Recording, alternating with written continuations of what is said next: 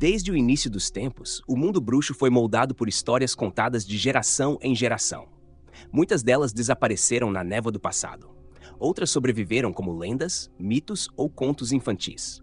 Mas poucas tiveram um impacto tão profundo quanto a narrativa de três objetos antigos, temidos até pelos mais poderosos feiticeiros: a varinha das varinhas, a pedra da ressurreição e a capa da invisibilidade. Juntas, elas formam aquilo que conhecemos como as Relíquias da Morte. Durante séculos, sua origem foi motivo de debates, suspeitas e segredos, mas por trás de cada artefato existe uma história sombria. Uma história de poder, ganância, destino e morte. Tudo começa com um conto.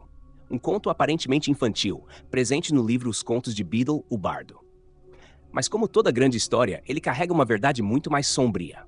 Há muito tempo, três irmãos, Antioch, Cadmus e Ignotus Peverell, decidiram cruzar uma ponte misteriosa durante a noite. Mas a ponte, como os bruxos aprenderiam depois, era construída sobre o domínio da própria morte. A morte, sentindo-se enganada por aqueles que escaparam de sua colheita, decidiu recompensá-los com presentes, presentes envenenados pelo destino. Para Antioch, o mais velho e sedento por poder, a morte ofereceu uma varinha impossível de ser derrotada, a mais poderosa já criada. O instrumento perfeito para a vitória e para o desastre. Para Cadmus, o irmão marcado pela saudade e pelo amor perdido, ela entregou uma pedra que permitiria chamar de volta aqueles que partiram. Uma promessa cruel de consolo que jamais seria verdadeira. Para Ignotus, o mais jovem e sábio, ela ofereceu uma capa capaz de esconder seu portador até mesmo da própria morte. E com isso, o último irmão tornou-se o primeiro a realmente enganá-la. Esse é o ponto onde mito e realidade se confundem, porque, como descobriremos, os Peverell realmente existiram. Séculos de estudos provaram que Beedle, o bardo, não inventou aquela história. Os Peverell existiram. E eles viveram numa época em que encantamentos avançados ainda estavam sendo criados, quando a magia era crua, perigosa, quase selvagem. As três relíquias não eram artefatos comuns.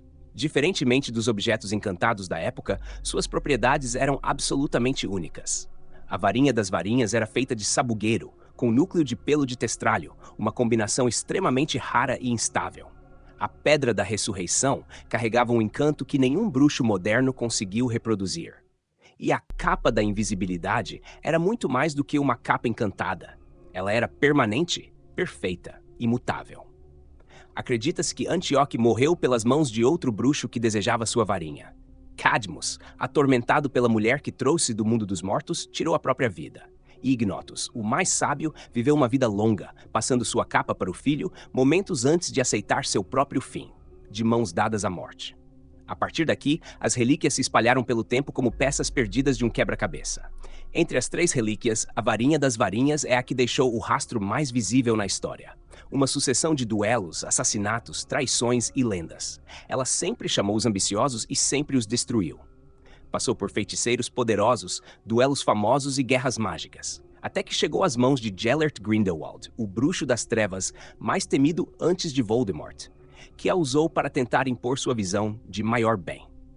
Mas o destino da varinha mudaria para sempre em 1945, quando Grindelwald foi derrotado por Albus Dumbledore num dos duelos mais lendários já registrados.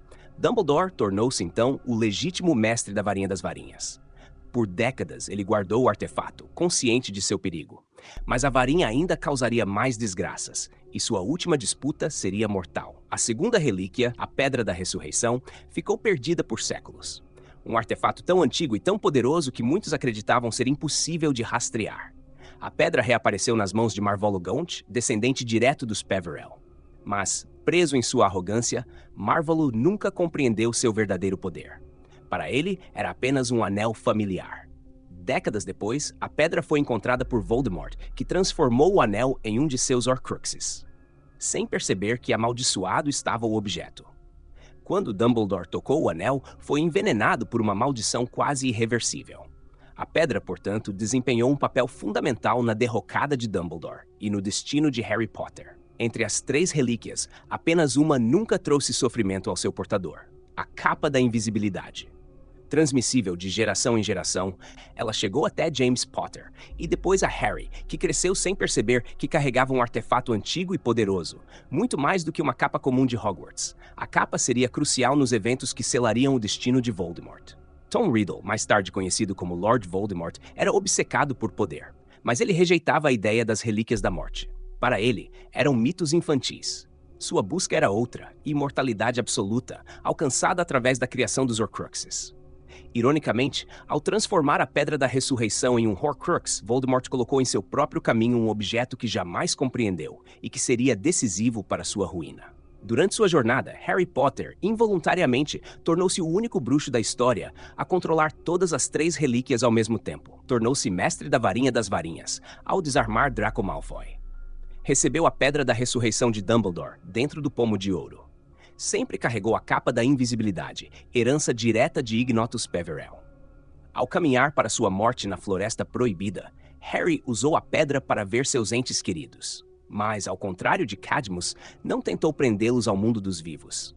Ao aceitar sua morte, Harry se tornou mais poderoso do que Voldemort jamais poderia imaginar. Voldemort, acreditando ser dono da varinha das varinhas, lançou o feitiço mortal final. Mas a varinha não o obedecia, porque sua lealdade era de Harry. Na Batalha de Hogwarts, o feitiço mortal de Voldemort se voltou contra ele. A varinha das varinhas recusou-se a matar seu verdadeiro mestre, e assim, a guerra terminou. Após a vitória, Harry tomou uma decisão que mudaria o futuro das relíquias para sempre. Devolveu a varinha das varinhas ao túmulo de Dumbledore, para que nunca mais despertasse ambição. Deixou a Pedra da Ressurreição perdida na Floresta Proibida, para que ninguém tivesse acesso ao seu poder tentador. Manteve apenas a capa, a única relíquia que nunca trouxe maldição. As relíquias da morte, enfim, retornaram ao silêncio do mundo. As relíquias da morte surgem como mito e desaparecem como mito, mas seus rastros moldaram o destino de gerações inteiras. De Beedle, o bardo, aos Peverell, de Dumbledore a Voldemort, das trevas à luz. E no centro de tudo, um jovem bruxo que escolheu o caminho da coragem, não do poder.